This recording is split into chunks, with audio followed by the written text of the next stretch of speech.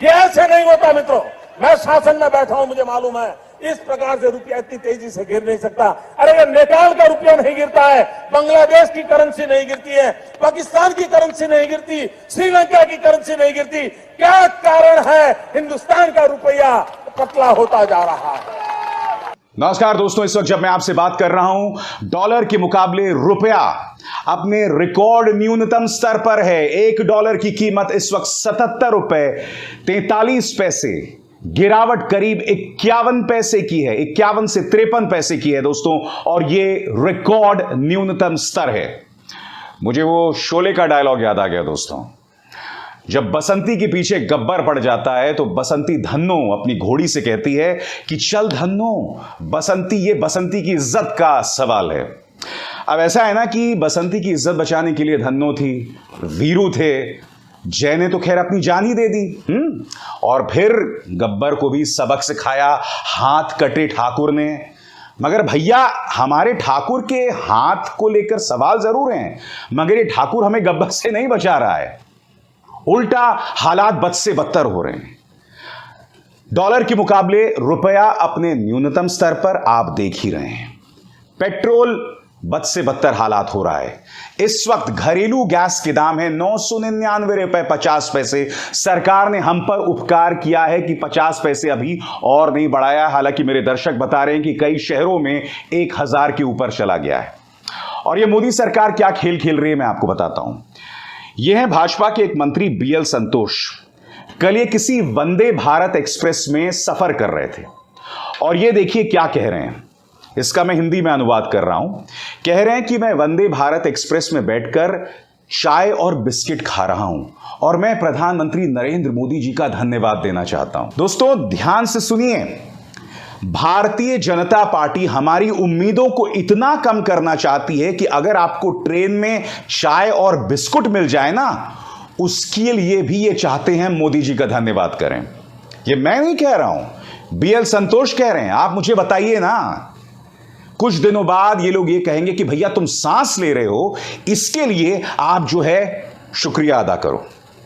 आज मैं आपको बतलाने वाला हूं कि दरअसल क्यों रुपया जो है डॉलर के मुकाबले अपने रिकॉर्ड न्यूनतम स्तर पर है। कुछ देर बाद, मगर सबसे पहले मैं आपको मिलवाना चाहता हूं मुख्यमंत्री नरेंद्र मोदी के साथ। 2014 से पहले मुख्यमंत्री नरेंद्र मोदी उस वक्त ये कह रहे थे, अब यह तय कर पाना मुश्किल हो पा रहा है कि कौन तेजी से गिर रहा है, कांग्रेस सरकार या डॉलर के मुकाबले रुपया। सुनिए मोदी जी ने क्या कहा था। अब आज देखिए आप, रुपये की कीमत जिस तेजी से गिर रही है, और कभी कभी तो लगता है कि सरकार और रुपये के बीच में कंपटीशन चल रहा है।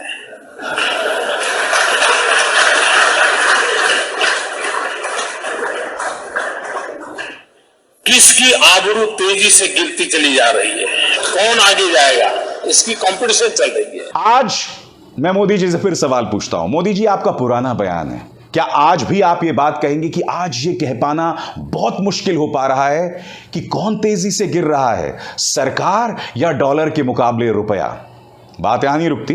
इनका एक और बयान मैं आपको सुनाना चाहता हूं। इसमें प्रधानमंत्री बता रहे हैं कि जो डॉलर की कीमत लगातार बढ़ रही है, इसका हमारे व्यापारियों पर क्या बुरा असर पड़ेगा। प्रधानमंत्री, जो बयान आपने 2012-13 में दिया था कि रुपए की घटती कीमत का क्या असर हमारे व्यापारियों पर पड़ेगा, क्या आज भी आप इसी बात को मानते हैं? सुनिए क्या कहा था प्रधानमंत्री ने। जिस प्रकार से डॉलर मजबूत होता जा रहा है, रुपया कमजोर होता जा रहा है, विश्व व्यापार में भारत टिक नहीं पाएगा। हमारे व्यापारी जो माल बाहर भेजते हैं, हमारे व्यापारी जो माल बाहर से लाते हैं, इस बोझ को सह नहीं पाएंगे। इवन भारत सरकार जो चीजें लाती है, भेजती है, उसको सहना मुश्किल हो जाएगा।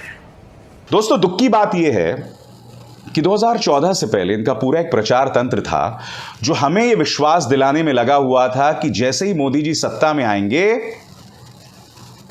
डॉलर के मुकाबले रुपए की कीमत जो है वो बेहतरीन हो जाएगी। मसलन आपके सामने पहले रामदेव क्या कहते थे, जब डॉलर के मुकाबले रुपए जो है वो उसकी कीमत बिगड़ती थी, मात्र रुपया नहीं गिरा है, हिंदुस्तान की साख गिरी है।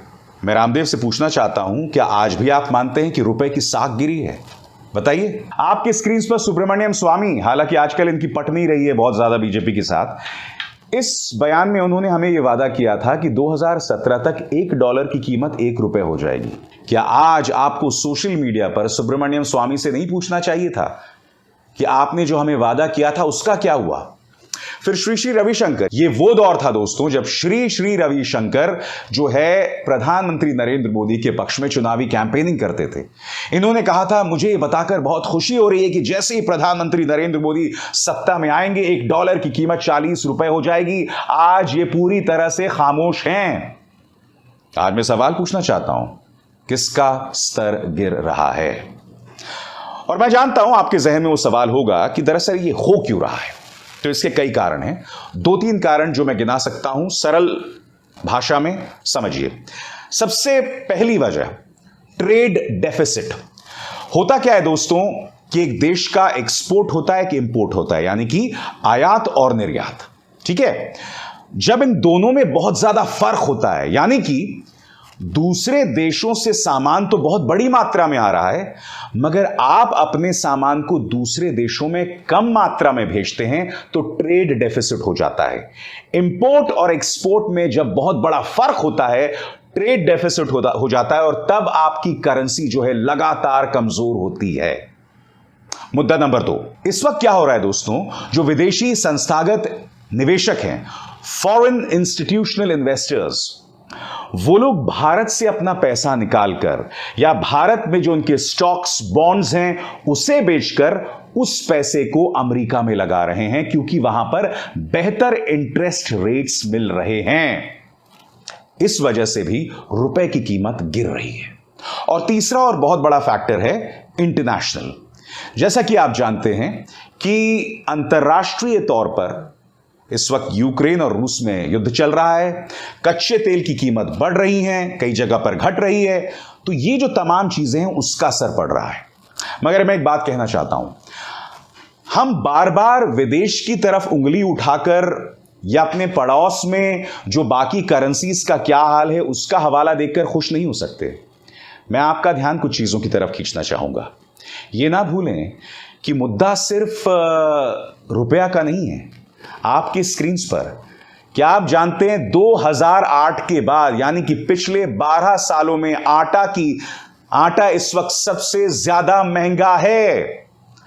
आटे की कीमत क्या है साहब आपके स्क्रीन पर? डिमांड अप, आउटपुट डाउन, आटा प्राइसेस एट रिकॉर्ड हाई।